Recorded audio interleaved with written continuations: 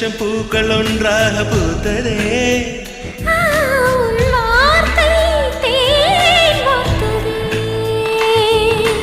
மௌனம் பேசியதே, குளிர் தென்றல் வீசியதே. ஏழை தேடிய ராணி நீ என்